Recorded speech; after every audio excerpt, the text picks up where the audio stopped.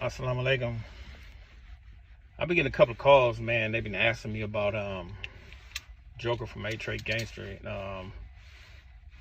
and how do I feel about him, or what he does he feel, how he feel about his family. First of all, man, I think that was a stupid question, because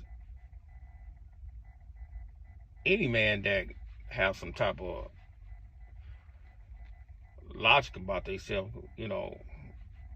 they're gonna love their family, man. So I was like, bro, why you even ask me some stupid shit like that, man? The man love his family, man, and you know what, man? It's like it's a lot of guys that it's not a part of our era that they ask like stupid questions. They be coming to these particular conclusions where they really think they was there when we was back there. They don't know nothing. They just think about certain stuff and say certain things. They don't know nothing, man. But so they be asking me, they be like, man, you know Joker?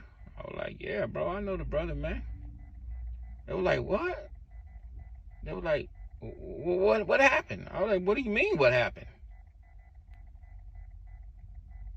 I was like, man, it's like, man, people think people can't coexist, in life with each other, even though they on the opposite side of the ball, because the first time I met the brother, man, he was in Calipatra A yard. I had just got there. It was me, C-Dog on the weight pile, J-Stone on the weight pile, and to the left, it was him, it was Joker, Diamond, and another brother from the gangsters over there. They was over there working out.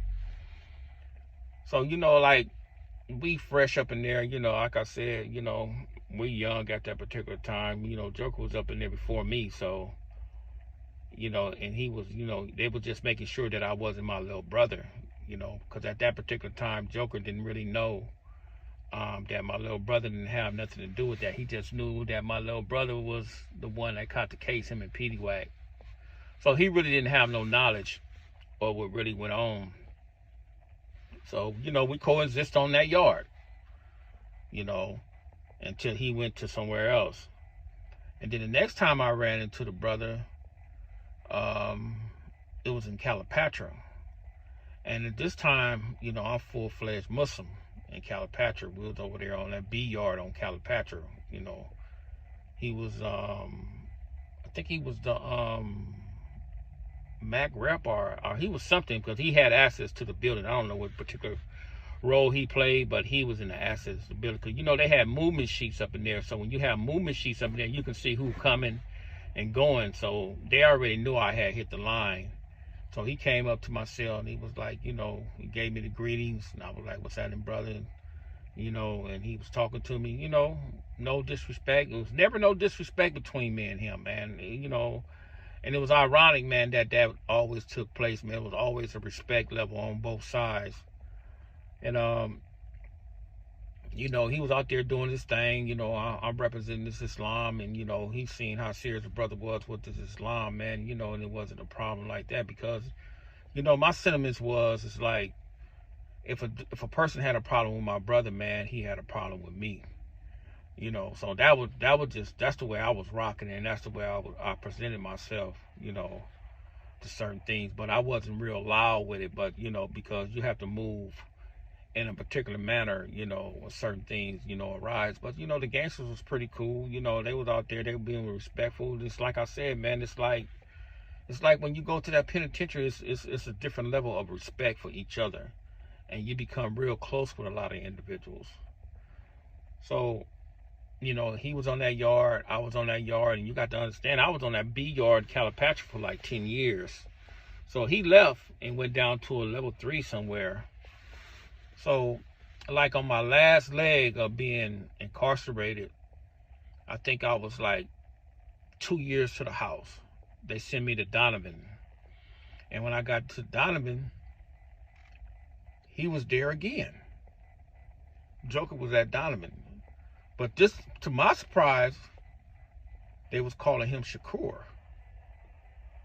And I'm sitting back and I'm analyzing everything. Then I went to Juma service, and he was up in there. He was giving the khutbah, meaning the sermon, And I'm sitting there and I'm listening. I'm paying attention to him. And you know, and I'm like, okay, all right, alhamdulillah. So I never knew he had made that that transition to Islam, because we usually get a heads up on which brothers from every institution that embrace Islam, but we never knew he had embraced Islam.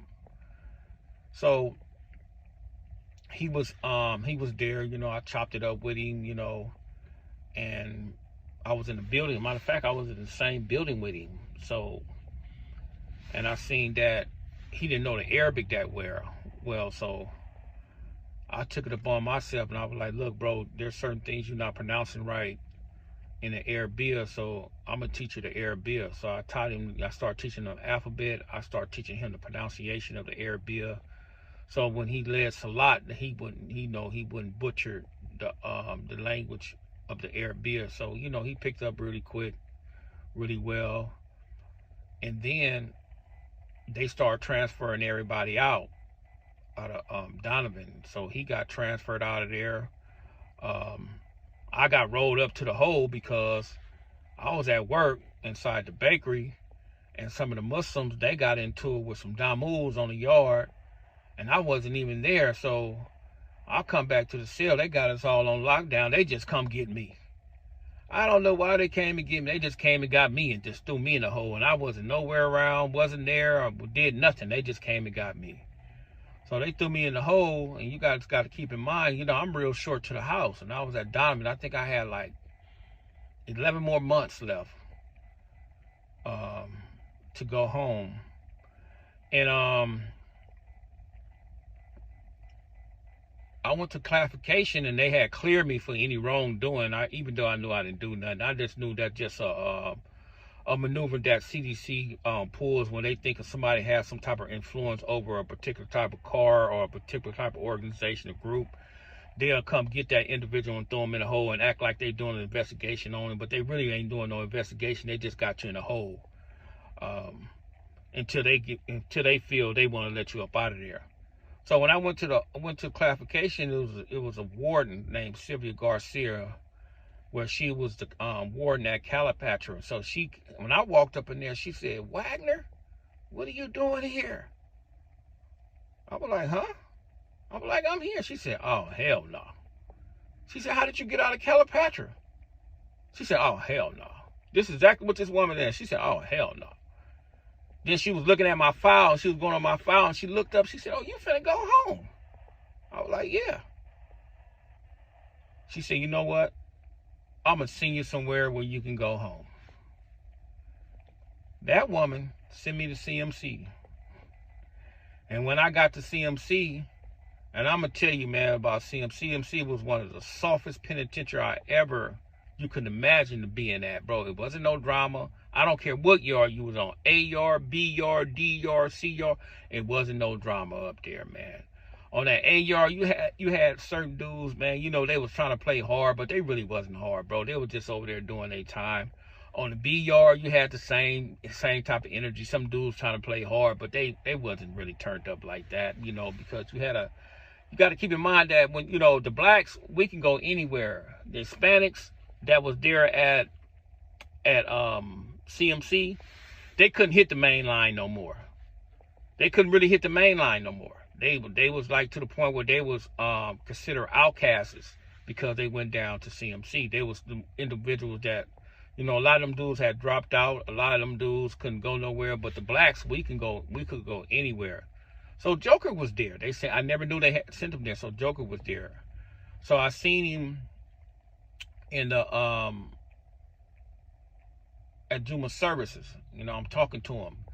And you got to keep in mind, man, you know, they got that C yard up in CMC, got a whole bunch of homosexuals up there. I mean, I'm talking about a lot of them, bro. I ain't never seen this a day in my life. There's a bunch of them up there.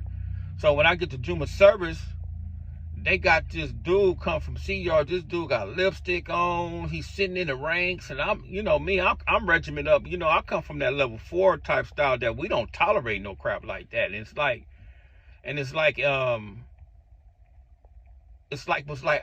threw me. It was like a culture shock for me, and I immediately got out the ranks, and I was like, man, I'm not finna be in the ranks with one of these dudes, man. I ain't fuck all that, you know.